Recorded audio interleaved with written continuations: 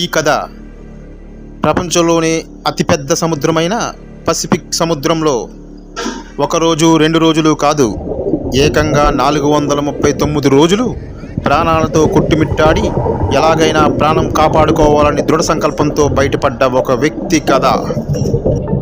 ఎలాగైనా బయటపడాలని దాదాపు 439 రోజుల తర్వాత ఎలాగోలా బయటపడ్డాడు. కానీ వచ్చి రాగానే మళ్ళీ జైల్లో వేశారు. అసలు అతని కథ ఏంటో మీరు పూర్తి వీడియో చూడండి, మీకే అర్థమవుతుంది. ప్రపంచంలోనే అతిపెద్ద మహాసముద్రం పెసిఫిక్ మహాసముద్రం.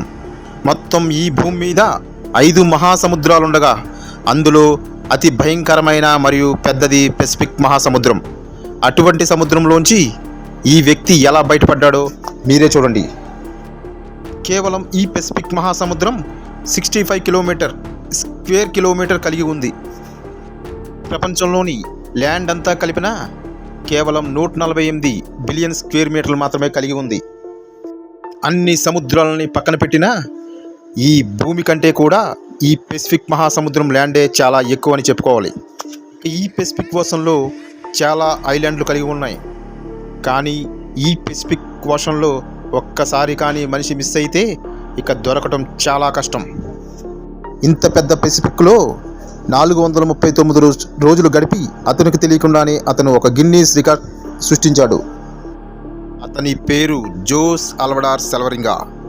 ఇతనికి తెలియకుండానే 7 అడుగుల బోట్లో పసిఫిక్ సముద్రంలో 439 రోజులు గడిపేశాడు.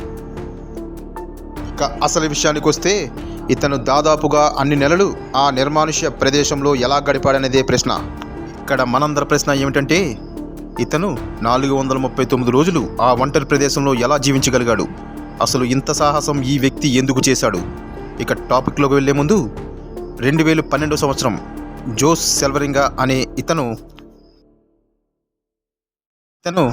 మెక్సికో సెల్వడార్లో కోస్ట్ అజూర్ అనే ఊర్లో నివసిస్తూ ఉండేవాడు. అప్పటికి అతని వయసు 36 ఏళ్ళు. చేపలు పట్టడంలో చాలా నైపుణ్యం కలవాడు. 2012 నవంబర్ 17 జోస్ తన స్నేహితులతో పాటు చేపల వేటకు చిన్న పడవలో బయలుదేరి వెళ్ళాడు. తిరిగి తొందరగా వచ్చేయాలని ఎక్కువ మెటీరియల్ కూడా తీసుకువెళ్ళలేదు. కేవలం ఒక రిఫ్రిజిరేటర్ తప్ప ఇంకేమీ తీసుకువెళ్ళలేదు. కానీ జోష్కి విధి విసిరిన పరీక్ష. తన ముందు అసలైన భయానక పరిస్థితి.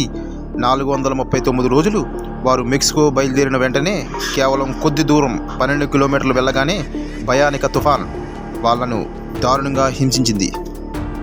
వెయిట్ ఎక్కువ కావడంతో తీసుకువచ్చిన చిన్న మెటీరియల్ కూడా, ఫుడ్ ఐటమ్స్ కూడా పడవేసి కూడా ఉన్న వలలు కూడా సముద్రంలోకి విసిరేసి చాలా వేగంగా పడవను నడపసాగారు.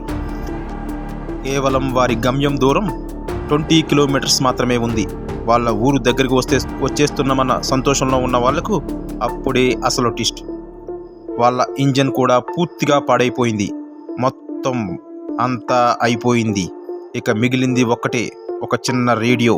దీంతో లొకేషన్ తన బాస్కు షేర్ చేయొచ్చనే ఆనందంలో ఉన్నారు. ఇప్పుడే మరో ట్విస్ట్.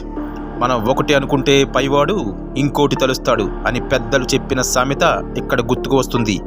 అతని రేడియో బ్యాటరీ కూడా పూర్తిగా అయిపోయింది. సో బాస్తో కూడా కనెక్టింగ్ మొత్తం తెగిపోయింది. మళ్ళీ వర్షం తుఫాన్ స్టార్ట్ అయ్యింది.